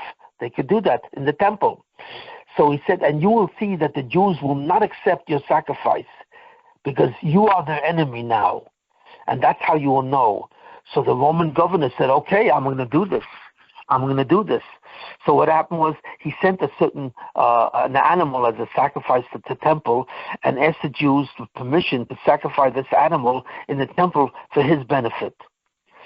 So what this man did, Bar Kamsa, he was able to get access to the animal, and he made a cut, I think, in the lip of the animal and so on. And there's a certain law that says if an animal has some kind of defect, like a cut, and so on and so forth, he is no longer qualified to be a sacrifice in the temple. So he discovered which animal it was that they were sending, and he went in and he made a cut on the animal's lip, or he made some kind of wound in the animal which would disqualify him from being a sacrifice. You see it. So then when the Roman governor brought the sacrifice to the temple, the Kohen Gadol realized he had a tremendous quandary, because he realized the animal had a cut or wound and was disqualified from being a sacrifice. But he realized that this would put the Jewish people in danger, because the Roman would then see that the Jews would not sacrifice his animal, and he would think that the Jews maybe are rebelling. So he didn't know what to do. So he was a humble man and so on, but he made the wrong decision. He decided not to accept the sacrifice. That's right. Why? Because he felt that if he sacrifices this animal and people knew that this animal had a wound, that they would think that you can sacrifice an animal with a wound. In other words, they would learn the law in the wrong way. So therefore, he decided not to sacrifice this. But what happened was the Roman governor then realized that Bar Kamsa was right, that the Jews were trying to rebel against him. And that started the Roman war against the Jews. The governor of Rome, of Judea, and so on and so forth, informed this to the emperor of Rome, the Caesar of Rome, who then decided if the Jews are going to rebel, I'm sending my full army to sacrifice that. And the general that he sent was, he sent different generals, but the final general that he sent was Titus, who actually succeeded in destroying the temple. So the Talmud says, you see, because of the decision made by the Kohen Gadol, which he thought was right, and he thought he was doing right, was a terrible decision, because it led to the destruction of the temple itself, and the Romans destroyed the temple in 70 ACE. But it wasn't the Romans that destroyed the temple, it was God that destroyed the temple. Why? Because God clearly saw what happened between Kamsa and Bar Kamsa, and he saw the incident that happened at the wedding. And he said, what's going on over here? This man does not want to accept Bar Kamsa, even though Bar Kamsa was willing to pay for the whole wedding. What kind of level of hatred is this? Not only that, when you look at the situations halakhically, Bar Kamsa, I think, was either Kamsa or Bar Kamsa, but let's say Bar Kamsa was the enemy. Bar Kamsa was a Moser. He transgressed the law of Mesirah, which means to endanger the Jews through the eyes of the Goyim. If you endanger a Jew in the eyes of the Goyim, and the Goyim come and kill that Jew, or the Goyim come and therefore sacrifice that Jew in some way, or rob that Jew of mammon, that's called Mesirah. That is the worst form of Lashon Hara. Because by giving an evil report to non-Jews so that they will have hatred for a Jew and affect his mazel, it's called Mesira. It's called giving over. It's called giving over a Jew to the non-Jews itself. And that's considered the worst form of Lashon Hara. So therefore, Bar Kamsa committed the sin of Lashon Hara. But not only the sin, he committed the sin of Mesira, because he gave the Jewish people over to be vulnerable to the Romans, who then came ahead and destroyed the temple. So God said, what did this Jew do to this other Jew who made the wedding? Why did this other man who made the wedding not have some kind of mercy? All this person was simply saying is, I'll pay for the whole wedding. If you don't, shame me. So why couldn't he give in to that? And so on. And no rabbi was trying to convince the man who made the wedding to do that. None of the rabbis stuck up for this man. So in a certain way, it was understandable why this man hated the Jews. But the terrible thing that this Bar Kamsa did was that in the end, he created the destruction of all Jews, because the Romans came and destroyed the temple, and they killed 100,000 Jews. An enormous number of Jews died under this, and then many of them were exiled to Rome. So all the Jews were not responsible for what happened at the wedding. But because of what he did, because of his Mesira to the Romans on Klal Yisroel, it caused a tremendous destruction. But God said, I don't understand. What did this guy do? I can understand if a man does not want another man, his enemy, at the wedding. Why? Because let's say this man raped his daughter.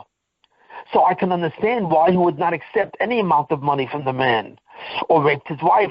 I can understand that this man did a crime which was so egregious that this man would not accept his presence no matter how much money he paid. But this man didn't do that, and we don't even know the reason. We don't even know the reason why they were enemies. But in essence, whatever reason it was to such an extent that he wouldn't even accept the man's gift of paying for the whole wedding. That's the level of hatred which the Jews had at that time. So God said, God said to the Jewish people, wait a minute, you were supposed to have the redemption. And Rabbi Akiva is about to come and become the Mashiach. But how can I bring a redemption to the Jewish people when such an event takes place? When the hatred of one Jew to another, the lack of achdus from one Jew to another becomes on such a level that a man would be willing to shame his fellow, even though for a minor reason and so on, so for whatever it is. But even though this man was willing to pay for the whole wedding, he still wouldn't accept that. So this man became a Meiser, and because of him, the Romans destroyed the temple. And he said, if this is the status of Jews to each other, and this is the status of the Jews to their sages, in a certain way, these were not Tanoim, by the way. The sages that at the wedding were not Tanoim. No Tana would have done this. But these are other rabbis, but the Jews have reached such a low spiritual level where there was absolutely no more achdus, there was no more unity among Jews, there was only confrontation and conflict and hatred. So therefore, I don't want to be part of this people. I will destroy my temple and will take the Shekhinah from its midst. And therefore, the Jews will never be able to have this Messianic period at this time. That's what God said. And that's why God destroyed the temple and so on and so forth. But the amazing thing was, even though he destroyed the temple and exiled the Jews and put them in exile, this was not because God decided against bringing the Mashiach. No, this is a very interesting concept, and therefore we have to understand this concept, which I'm about to say. The fact of the matter is that in the year 4000, God decided to bring the Messianic period. The era of Torah was over. The Jews were worthy, in a certain sense, of having the 50th gate. But they were not worthy to be redeemed because they had no more achdus. They simply got to a certain level of such hatred that they could not be worthy of the Messianic period. So God decided to bring the Mashiach. In other words, he decided to see the possibility if they would repent, and so on and so forth. And even though he destroyed the temple, it didn't mean he destroyed the temple permanently. It didn't. He still had Rabbi Akiva become the Mashiach with the 50th gate, because that's what God said. And therefore, he wanted to see if the Jews would be repent. How? Because Rabbi Akiva was born, and Rabbi Akiva ben Yosef became the ultimate Mashiach. But he lived at about the year 140 ACE. He lived about 70 years. Rabbi Akiva ben Yosef lived about 70 years after the temple was destroyed. Which means that even though God destroyed the temple, he still wanted to bring Rabbi Akiva as the Mashiach who received the 50th gate. Which means that God was waiting. He was waiting before he finally destroys the Jewish people, before he finally, not destroys, but before the time comes when God decides not to bring the Messianic period, he would allow them a certain amount of time to do repentance. And God suddenly changed his mind after Rabbi Akiva was born and became the Mashiach. The Jews was not able for the next 100 years to do repent. And God can see that the same event that happened with Kamsa and Bar Kamsa would happen again. And that was because of another incident that happened and so on, and many other incidents. And therefore God sees that the Jews would not repent. So God decided to do a certain thing which has never been done before in this way. What was that? When Moses was supposed to bring the first tablets down, that was the 50th gate. Because the Jews worshipped the golden calf, the 50th gate would no longer become available to the Jews.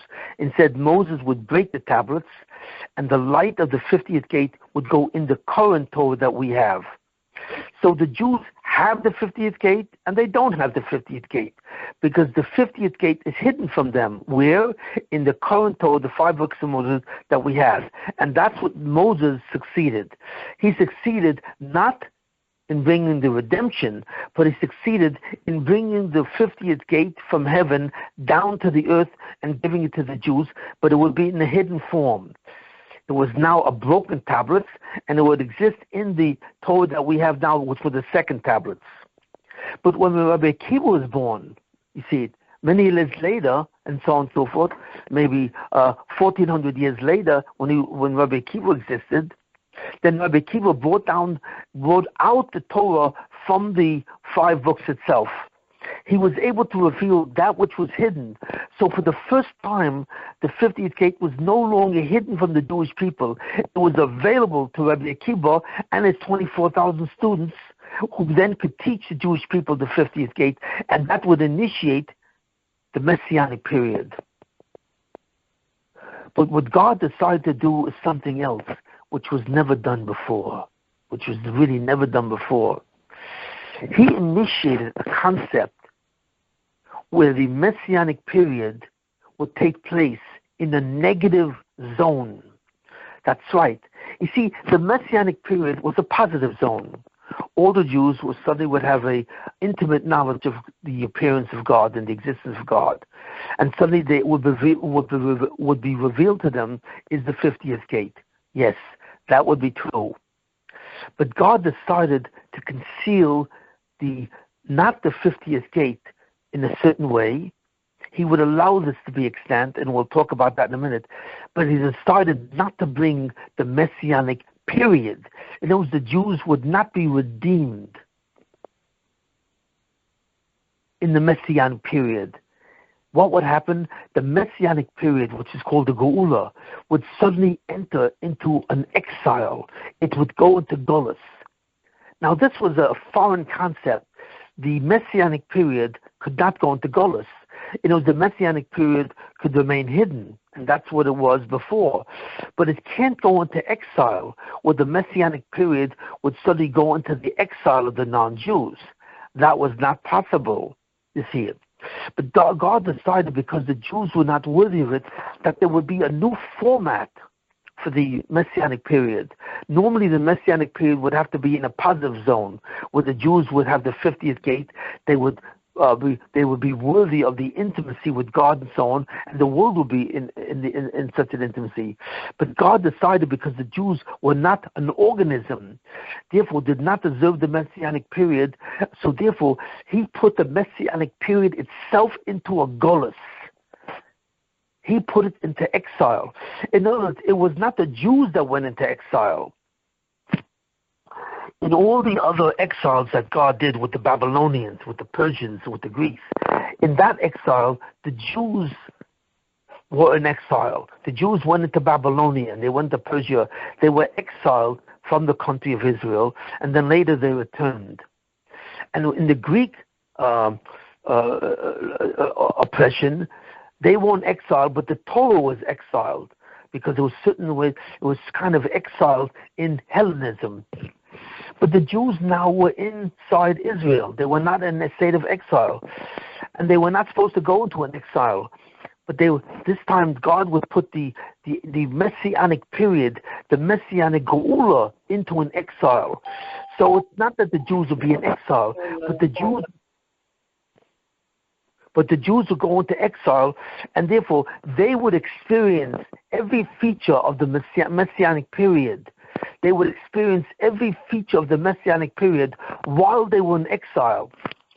In other words, the messianic period was still extant. Rabbi Akiva ben Yosef, even though he was a Mashiach, was not the Mashiach who brought the messianic period. But God did not stop it. The messianic period, everything which would happen in the messianic period would still happen. But it would happen to the Jews who would be exiled. That's the difference. The difference for the first time since the beginning of the world, every feature, every characteristic which accrues to the messianic period would still happen. You know, the Jews did not lose the messianic period. They did not lose it. They just what they lost was the messianic period would be hidden from them, not the 50th gate. The 50th gate would not be hidden from them in totality. You see it. Because the 50th gate was revealed to them in the Kabbalah, and we will talk about this soon. But fundamentally, this is the critical thing, that all the features that would appear in the time when the Mashiach would be here is called the Messianic period. And these features would appear in the rest of human history for the next 2,000 years, possibly. So, in other words, the world would be enveloped by the Messianic period, except they would not know it, because they would not be able to recognize it, which means that the Geula itself went into Gullus, not the Jews. The Jews technically did not go into Gullus, but it was the Geula that went into Gullus. Now, what do I mean by that? What do I mean by the Jews and so on? And why was that? And that was because of a certain principle of the Tahara of the Jews. The Jews had to be corrected. And what did they have to be correct? That even though the Jews would be able to have the 50th gate, it would be hidden from them, but they would have to have it, and I'll explain that in a minute, and so on. They would have the message, but they would have to learn to become an organism. God said, I will teach them that they are all brothers, whether they want to know it or not. And how will I teach them? I will teach them. And this is a very important concept. God said, I will teach them. Why? I will exile them from the land of Israel, and I will put them into the land of the Goyim. I will put them in Babylonia, in the Middle East, and then I will put them where? I will then put them in Europe, and so on. I will exile them to all over the world, and they will no longer inhabit the land of Israel. And in that status, while they are under the oppression of the Goyim, you see it, they will live in that status. And what will happen? Because the Goyim will see the Jews as Jews and will realize that their Torah was supposed to make a change in the Goyim. The Goyim will hate them. I will cause the Goyim to be anti-Semites, and I will explain this how in a minute. I will cause the Goyim to be anti-Semites, and they will hate the Jews. You see it. And they will hate them because the Goyim will hate the Jews as an ethnic group. You know, they wouldn't just hate the Jews because of the fact that they have the Torah, but they would hate the Jews because of the fact that they are Jews. And they would see all the Jews as a unity, as an achdus. In other words, what would happen is, even though the Jews cannot obtain a unity amongst themselves and feel themselves as an organism, then the Goyim, the anti-Semites, who will have the Jews living among them, will see them as an organism. So the Goyim will not hate a single Jew or this Jew or that Jew. The Goyim will hate the Jews as a unit, as an organism. In other words, suddenly there would be a new type of anti-Semitism where the Goy would hate the Jew as an organism and would see every Jew as part of the organism. And that's exactly happened, for example, with Hitler. Hitler saw every Jew as unified. Even though a Jew would say to Hitler, I'm no longer a religious Jew, I don't keep the Torah, Hitler would say to them, I don't care that you don't keep the Torah, but you are a Jew by birth. In other words, who's a Jew? A Jew by birth. You see it, and so on and so forth. And also the Christians, who became tremendous anti-Semites throughout human history, the Christians hated the Jews. Why? Because the Jews refused to accept the domination of Jesus, and they refused to accept him as a divine figure, the Son of God. And therefore the Christians hated the Jews themselves. The church fathers promoted the anti-Semitism to hate all Jews ethnically, because the Jews as a people refused to accept their divine being, who was Jesus. So therefore God said, I'm going to put them in the Goyim. I'm going to exile them from Israel to the land of the Goyim. So the Goyim will hate the Jews as an ethnic group. And in doing that, the Goyim will then punish them. And that will make the Jews an organism. In other words, the Jews, since the Jews cannot live as an organism together, they will die as an organism together. And that will be their achdus. The achdus of the Jew, since they cannot have an achdus by themselves, by respecting each other and by loving each other, then they will have an achdus because they will all be compatriots. They will all be victims by the Goyim, by the anti-Semites on Goyish nations who hate them, the Christians or the Nazis and so on and so forth. They will be hated by mankind. And therefore, when they were killed through pogroms, through crusades, through a Holocaust, they will be killed because they are Jewish. And that will teach the Jews that they are an organism. Not only would teach them, they would die as Jews. So what God said, I will make the Jews an organism one way or another.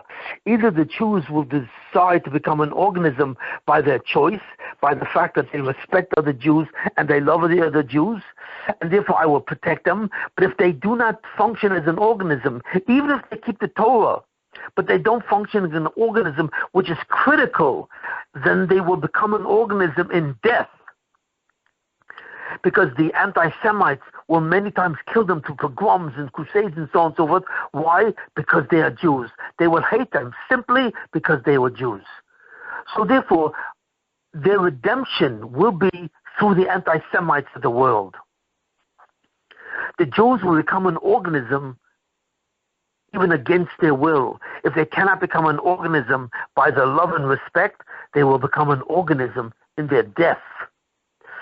So in a certain way, this is the meaning of the Holocaust. Hitler killed 6 million Jews. Why? What did the Jews deserve? Because those are Jews who lived many times in former times. There were migrations, transmigrations of souls. There were reincarnations. And they came back to the world. Why? Because they came back to the world in a certain way to die as Jews. Because this would accomplish them becoming an organism. The Goyim would see them all as a unit and so on. And in their death, I will consider this death a rehabilitation for the hatred that they have for each other. And I will speak about this later. So this is the concept of the next 2,000 years. The next 2,000 years, the last 2,000 years, is considered the Messianic period. But it's a Messianic period where the Jews had to retain their ability of becoming an organism. It's a Messianic period which would have all the features of the Messianic period. In other words, the 50th gate would be extant. It would be appear on the world. The world would suddenly use the 50th gate and make it visible. The Jews will not know that it's visible. They will not understand that this is the Messianic period, and they will not be able to make it visible, and so on and so forth. I will not make the 50th gate visible, but it will become functional. It will become operational. The world will be guided by the 50th gate. Because I have promised that in the year 4000, the Messianic period would start. So since I cannot bring the Messianic period in a positive way, by really bringing the Mashiach to guide the Messianic period and bring the Jews spiritually closer to God, I will start the Messianic period with the 50th gate that will become partially visible, but in essence, the last 2,000 years will be the redemption in Golus, because the Jews will learn to be an organism while they were in exile and while they were hated by other peoples. So this is what happened. The last 2,000 years is a continuation of the Messianic period. You see it. And that explains many things which I will explain next time. Because when I explain to you the features of what the Messianic period would look like, you will suddenly recognize, wait a minute, we've actually been in the Messianic period for 2,000 years. We're not just waiting for the Mashiach. The Mashiach already appeared. He was Rabbi Akiva, and he revealed the 50th gate, but in such a way that we don't recognize it, but it's operational. And therefore, what has been going on for the last 2,000 years, and I will explain exactly, feature by feature, that the Messianic period has been operational. Even though it's not been visible, it's been operational for the last 2,000 years. You see it. And it's operational through exile and through the suffering of Jews as an ethnic group. You see it. In this way, I will explain exactly what is going on and so on and so forth, that the Messianic period is here already. We are not waiting for the appearance of the Mashiach and the appearance of the Messianic period. We are living in it. Except we are waiting for the final Mashiach who would complete the Messianic period. There was two Mashiachs. There was Rabbi Akiva ben Yosef, who was the Mashiach itself, and there will be a final Mashiach who will complete the Messianic period when it becomes visible to the Jews. There will come a time when the Messianic period, which is an Egregious, which is in a negative form, it's in Zohar. We are now living in the Yemos Mashiach in the form of Zohar, in the form of an exile. You don't recognize it because you don't know the features of what it looks like. But the next time I will explain exactly what those features are. But we are living in the Messianic period. And finally there will come an individual who would totally make the 50th gate visible. He will not bring down the 50th gate from heaven, and he will not take it out of the Torah. It's already taken out of the Torah. But we still can't see it. We're somewhat blind to it. And that final Mashiach will be the designate, will suddenly convert the Messianic period to a positive form. In other words, the Messianic period would leave its invisible period, and it will become visible. That's the only thing that the final Mashiach will do. He will not initiate a Messianic period because the initiation of the Messianic period already took place with Rabbi Akiva.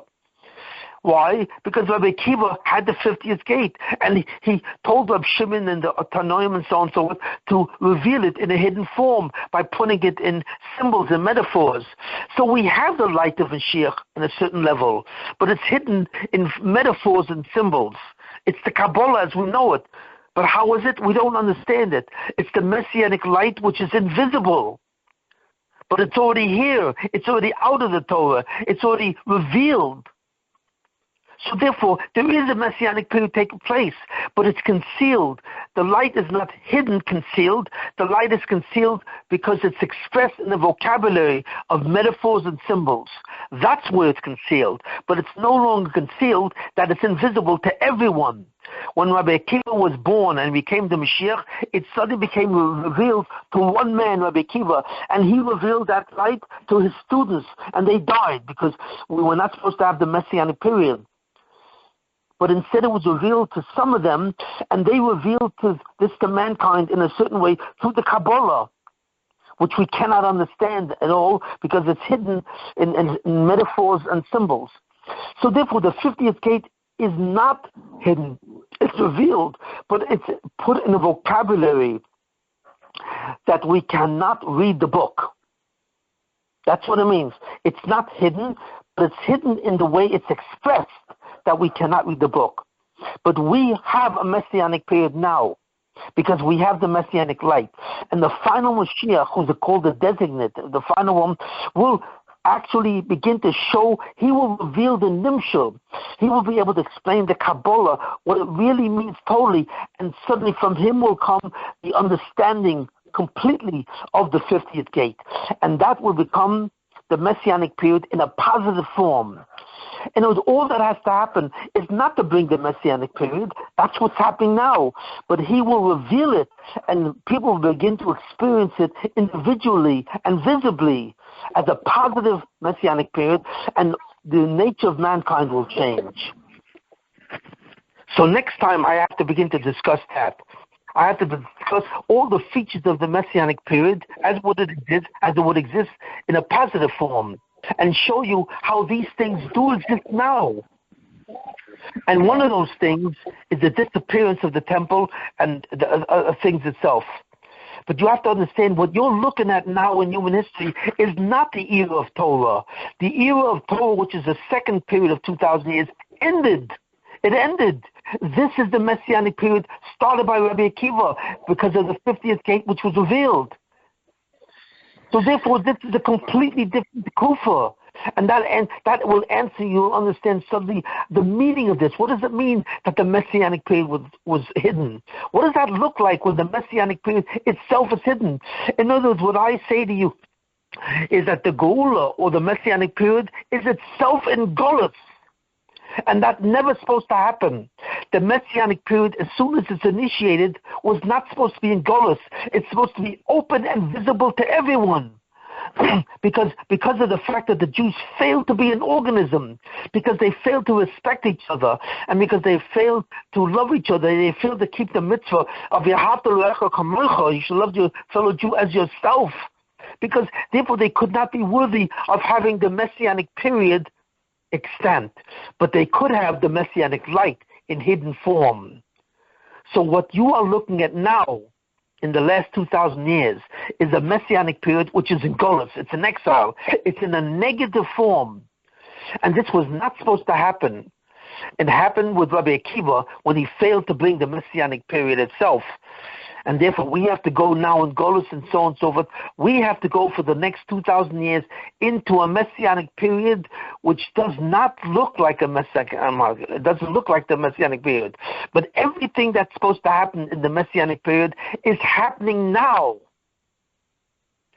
And this thing, I will explain this exactly in detail and how this thing is. So in a certain sense, I partially answered the question. The reason why the temple was destroyed has something to do with the Messianic period. You know, the reason why all these things happen is a certain way, an activation of the Messianic period. How? That's what I will have to explain. It's not that God took away the guarantee. It's not. God initiated the guarantee. He said, you are already guaranteed. Why? Because by 2,000 years, in the mid-2,000 years, because the Jews kept the Torah for 2,000 years, fundamentally they kept the Taryag mitzvahs, right? That's it. So God said, okay, good. So now you're worthy of the Messianic period. But the Jews weren't worthy of the visibility of the Messianic period, but they were worthy of the Messianic period itself. Because everything that was supposed to happen in the Messianic time is happening already for the last 2,000 years. The problem is you don't recognize it. And I will reveal all these properties. I will reveal at least 10 different features that indicate that it's already happening now, and so on and so forth. So I believe I've partially answered the question, but we still have a lot to discover and a lot to explain. But this is the fundamental idea. The Messianic period, the Yemos Mashiach, has itself gone into Golus. Not the Jews have not gone into Golus. The Jews themselves have not really gone into the Golus. You see it. But what has gone into Golus is the Yemos Mashiach. And the reason why the Jews have gone into the nations of the world is that they can be punished for the lack of an organism, where they suddenly become an organism to the Goyim. And that's the cause of all the anti-Semitic acts that are done to us. In all those anti-Semitic acts, we are killed. Why? Because we are ethnically seen as one, as an organism. Even though we don't behave to each other as one, but we are seen by our enemies as one people who have to be annihilated. And God said, I will consider that an organism. If you fail to become an organism voluntarily, because I commanded you, then I will make you an organism. And even where you die will be death as an organism, because all of you Jews will die because you belong to the same ethnic group. You are all Jews. The Goyim will create your Achdus because you cannot create your own Achdus. Okay, that's it. Is that Shimon, Achdus the guarantee? Shimon, Is that what do you mean by the Jew? Go ahead. What? I was thinking, is that Achdus that was forced upon us negatively, is that the guarantee then? Yeah, that's part of the guarantee. In other words, we were guaranteed already from the second 2,000 years. We passed the test bein Adam l'mokom, between man and God. But we did not pass the test between man and man. So therefore, God has to complete that. And he completes that by the last 2,000 years. But we are already in the Yemos Mashiach. You see, because you have to understand the guarantee that was given to Abraham, to Avram Avinu, was that all Jews would see the Messianic period. And that has been fulfilled. We are in the Messianic period now, except that that Messianic period is operational to a negative zone. That Messianic period is a klipa. It's a golus. It's a klipa. No, the guarantee to Abraham was that all Jews will see Olam Haba, not the Messianic period. No, the guarantee that all Jews would see Yemos Mashiach. Basically, it's not that simple, and that's consistent with the fact that God is trying to bring the Muslim to Yemos Mashiach, which I'll discuss further. God said to Abraham, all the Jews will not only go to Olam Haba, but almost all the Jews will actually see the Yemos Mashiach. Wow. Shimon, what's the difference between a galus of a Jew and the galus? Well, given saying the first three galus and where the Jew itself was in galus. This is where the aura of the gula itself is in galus. What does it mean? What's the primary difference between those two galus? Well, the primary difference is the appearance of the 50th gate. When the 50th gate appears in the world with Rabbi Akiva, that is a sign of the Yemos Mashiach. That's it. That means you're in a new tekufa called the Yemos Mashiach. And therefore, what happens is that even though we go into a golus again, but that exile that we have is in addition to the Yemos Mashiach. While we are in golus, we are experiencing the Yemos Mashiach. So that means that the real thing that went into golus is the Yemos Mashiach. You know, the Jews went into golus because the Yemos Mashiach went into golus. But before, when the Jews were in the golus of Babylonia and Persia, the Jews went into golus without the 50th gate. So that means the Jews went into golus, not the Yemos Mashiach, because there was no 50th gate. But since the 50th gate appeared, what went into golus is the whole lock, stock, and barrel. The whole Yemos Mashiach itself went into golus. And the Jews went into golus with the Yemos Mashiach. In the first case, in the first three goluses, in the first three exiles, the Jews went to exile without the 50th gate. That means that they alone went to golus. But since the 50th gate was already presented to Rabbi Akiva, and that went into golus, that's the golus of the Gula, not the golus of Klal Yisroel. And this is the technical difference. And therefore, when I explain to you what the features are of the Yemos Mashiach, you will see what I'm saying is true. Absolutely true.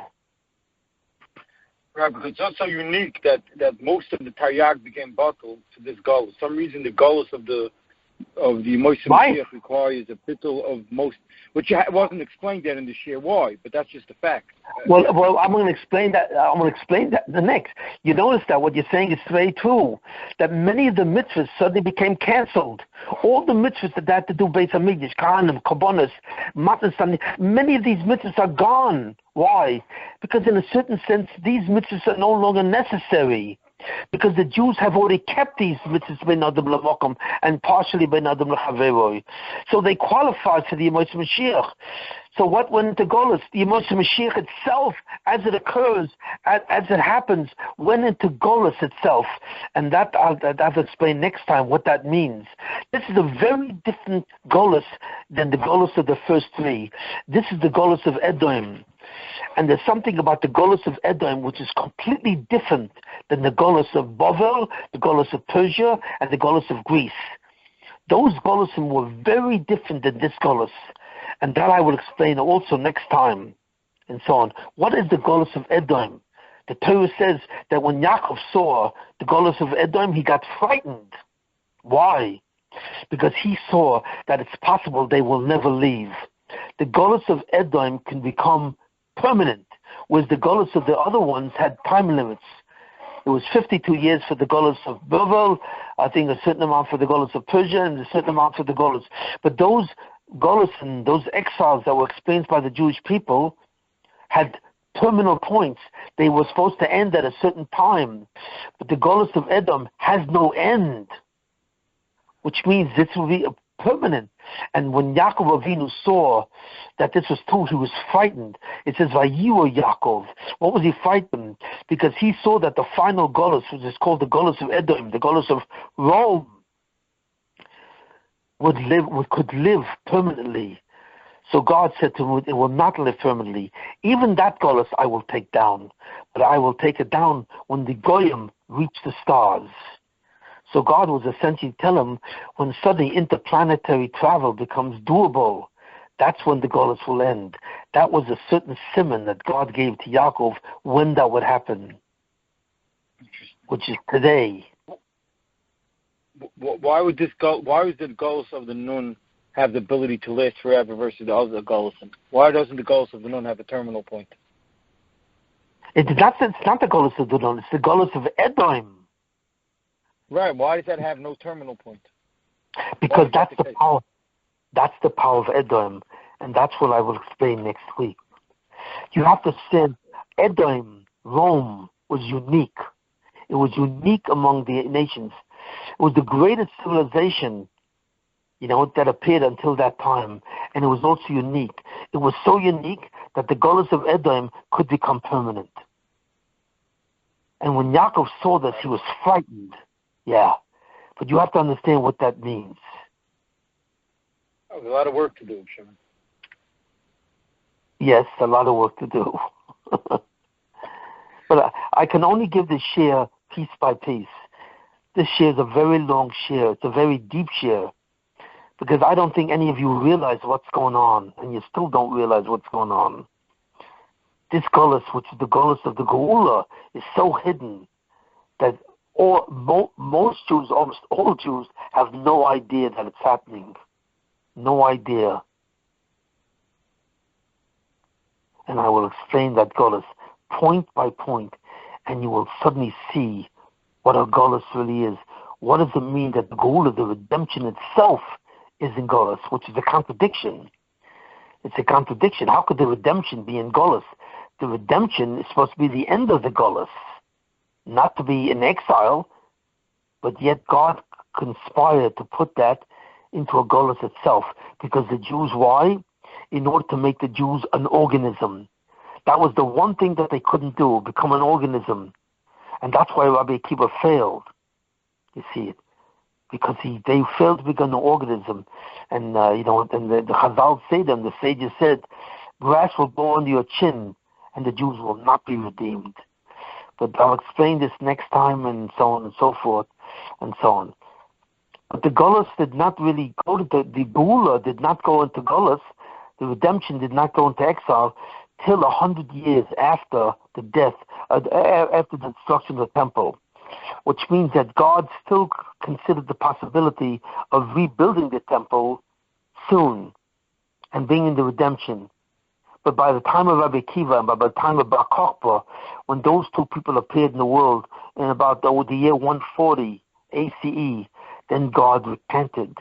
And suddenly the full Geula, the full redemption, went into an exile to make the Jews into an organism. Because God saw that it was hopeless. The Jews will continue to fight with each other, continue to have confrontations. And that's exactly the opposite of what a Jew has. The Jew has to teach the world the actus, the concept that all of mankind is an organism. And these wars and these silly conflicts that keep on taking place, which exist even now, even much worse, you know what I mean, is not what God wants. Because the redemption is the redemption of mankind. It's not only the redemption of Jews. The Jews will lead that redemption. But it is not a redemption of Jews only. It is also a redemption of all of mankind. Jews and non-Jews. Just like God said to Avram, in you will be blessed all the nations of the world, both Jews and non-Jews.